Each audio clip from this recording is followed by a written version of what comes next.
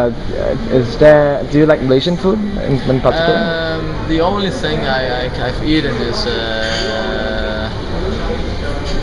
have the chicken curry, the Malaysian chicken curry. Is that lemak or Nasi lemak, yeah. Nasi lemak, like that. Beside that, it's not that often I eat Malaysian food. I have to admit. Yeah.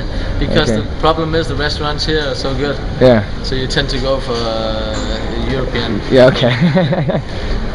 There was once, I think a few years back, you were here from the Malaysia Open. You got a food poisoning from Malaysia or no?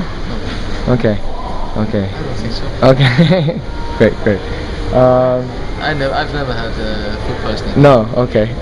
Yeah. Yes. There was one Malaysia Open. You fall sick or something, if I can recall. That was that was I won the Malaysian Open. Yeah. That's right. But that's nothing to do with food poisoning. Okay. Great. It happened on the way here. Okay. On the flight, I'm suffering from migraine. Ah, And okay. I have an Okay. attack of migraine. Yeah. On the flight. Yeah. That's right. But luckily, I recovered soon enough. Yeah, that really took really. You need to have really good mental strength to win from. That was. come back I from. can't explain it. That was a very special experience. First it happened, and then winning afterwards, it was very special. Okay.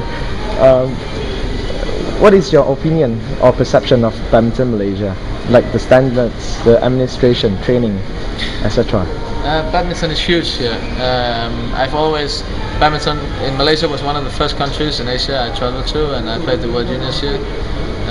So I have a very close. These first trips here was very, I still remember them, and it was a big, huge experience for me. And I've always liked the enthusiasm, the way that people talk about badminton here. It's like football in Europe. Yeah. And I really like that. It feels like this is one of the homes for badminton in the world.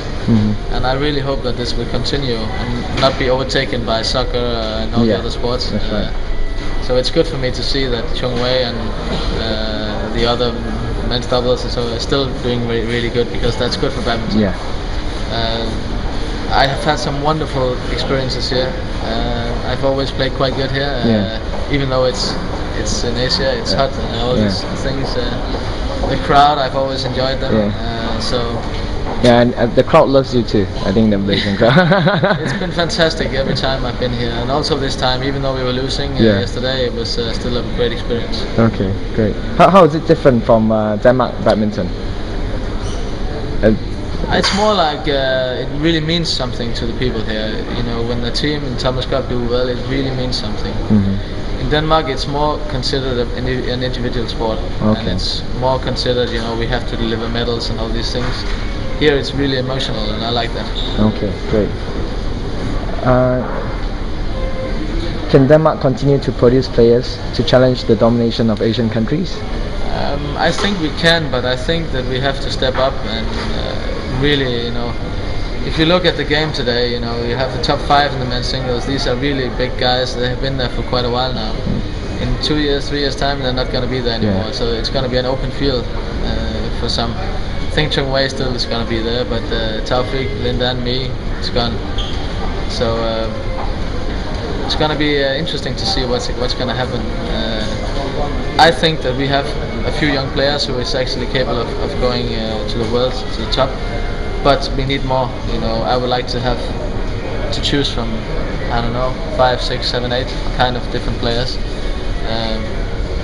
It's not easy because men's singles are such a tough category. Yeah. I think it's possible in the men's doubles. I think we have a lot of possible future world-class players in the doubles. In the singles, it's really difficult, especially also in the ladies singles and men's singles. So we'll see. I'll do whatever I can. I have already done some things inside the youth challenge project thing. We'll see if when I finish, then maybe I'm going to do some more. Okay. Which Malaysian player do you admire most? It's difficult. I cannot take out one player. For sure, at the moment, Chung Wei is doing really well, and he's so determined to do whatever it takes to be at the top, and that's good quality. But Chun Han is friendly wise. He's the guy I respect the most, and I've been knowing him for so many years, and he's just a great guy. I have a great family as well, and but you know, most of the Malaysian guys, they tend to play with a huge amount of passion, and I like that. So yeah, I have a good relationship to most of them. Okay, great. Who do you regard as the greatest player of all time In Malaysia, around the world? around the world, I have to say that Lindan must be probably is the, you know, the way he played at the Olympics at home. He may have been the best player ever. Oh, okay. If you look at you have to look at. It's difficult to compare different times. Yeah. But actually, I've played for so many years now, so I can compare the last 15 years. Okay. And for sure, he is the best player, no doubt about that. Okay, great. If you look at the skills. Okay. Yeah. Not yourself. No,